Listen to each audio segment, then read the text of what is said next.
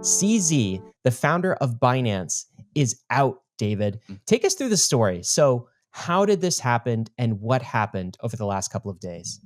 So the Department of Justice of the United States has actually been investigating Binance for a very long time, since 2018, 2019, and it has finally come to a head, finally come to a conclusion.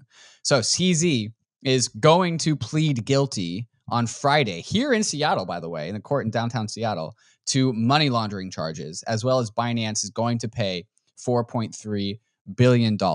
This is a settlement between Binance and the Department of Justice, and also the CFTC, the Commodities Futures and Trading Commission, versus Binance. The SEC is not involved here. Yeah, so that's what's interesting about all of this. You said he's going to plead guilty, right? But he hasn't actually pled guilty, and he's going to be pleading guilty in front of a court in Seattle, which coincidentally, David, that's where you are right now.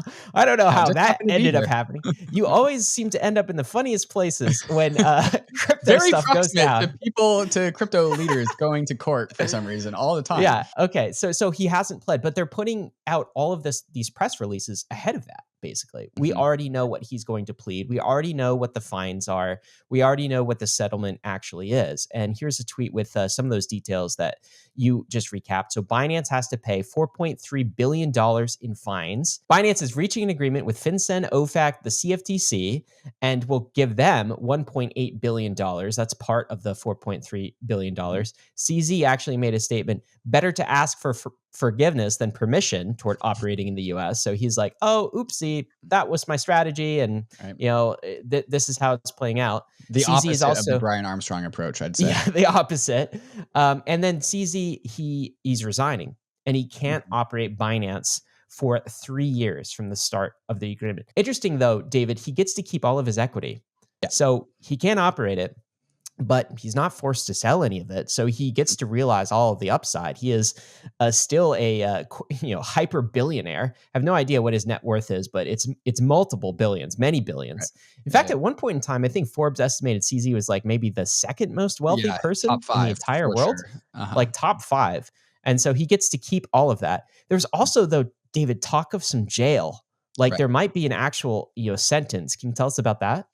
So CZ is going to be released on bail, $175 million bail. And the agency, the Department of Justice, is looking to seek an 18-month sentence for CZ. Now, why do we know all of these details? It's because this is a settlement agreement between Binance and the Department of Justice. So rather than just carry this out even longer, perhaps CZ is avoiding a much longer sentence, perhaps life. This is the terms of CZ. This is the cost of Binance to pay for a clean slate from the United States government.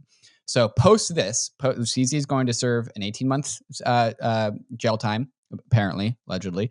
And then also Binance is going to pay $4.3 billion. And then once that is over, Binance will have the green light from the United States, which is an expensive tax to pay, but that is a hugely good thing for Binance in the very long term. So he's actually going to jail though. That's crazy. I wonder if this is like house arrest, if he can negotiate that, or if it's actual jail. If it's like is this kind of like, the white collar cushy jail, or is this it Arthur Hayes jail, or is it Sam Bankman-Fried jail? Where is it on this spectrum? That seems to be unclear. Can we talk really quick, David, about what Binance is actually being charged for, though? What crime did they commit, and what is CZ actually pleading guilty to here? I'm sure they would love to go after CZ and Binance for every single thing under the sun, but the thing that has finally come to a head here is knowingly allowing money laundering and terrorist financing to occur on Binance. Binance famously was pretty loose in the early days about KYC on the exchange. You could just kind of flub your KYC, your VPN, check, I'm not a United States citizen, and then you could just use Binance. And so there were reports. Remember when the Signal chats that came out with CZ and other executives at Binance, they knowingly allowed terrorists to operate on Binance. There's pretty ironclad proof of this. There's ironclad proof of this. And so it was not only that they allowed it, but they also knew about it and they didn't do anything about it. And so this is why the SEC is notably absent from this. This is not child's play of Gary Gensler and his influencer campaigns. This is the Department of Defense having a problem with Binance allowing for terrorists to funnel money through Binance. And CZ's like, we're turning a blind eye. And so it's kind of like the highest level of offenses you could make towards the United States government. Yeah, you said that the Department of Defense, and they're kind of associated here. It's like the agencies of FinCEN and OFAC. And by the way, if you're not familiar with what these agencies are, we did an entire podcast on the financial surveillance apparatus that you should absolutely check out. But notably, what CZ did not do and what Binance did not do, it was not an FTX style fraud. Right. Okay. So there was not a missing funds from the exchange of billions of dollars. And by the way, that was rumored earlier in here, at least on crypto Twitter. It's just like, oh my God, CZ is doing the same thing that FTX is doing. That's not what these charges are for. And you have to assume that these investigators went through absolutely everything they could. There's no gaping hole on the balance sheet. So it's not that. And as you said, it's not an SEC snafu. It's all about financial surveillance. It's OFAC. It's FinCEN. It's not doing the AML KYC. This is the statement from CZ. David, you want to read some of this?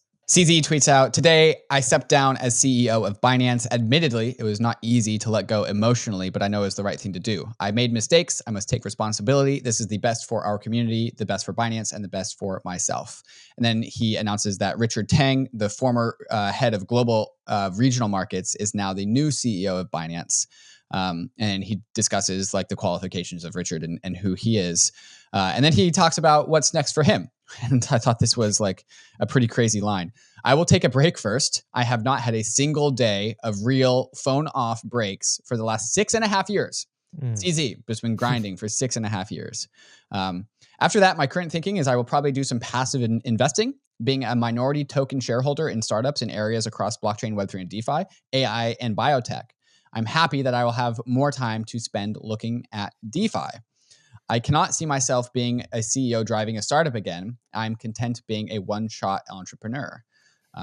On that note, I am proud to point out that in our resolutions with United States agencies, they do not allege that Binance misappropriated any user funds and do not allege that Binance engaged in any market manipulation. Funds are SAFU, which is a meme for safe.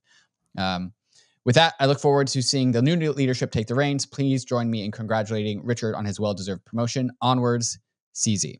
So no misappropriation of user funds, no market manipulation, but clearly doing illegal activity with respect to financial surveillance laws and regulations that are in the book. To continue leveling up your crypto game, then you need to get on the Bankless newsletter. It's the world's most popular crypto email and is completely free. Just click below to sign up.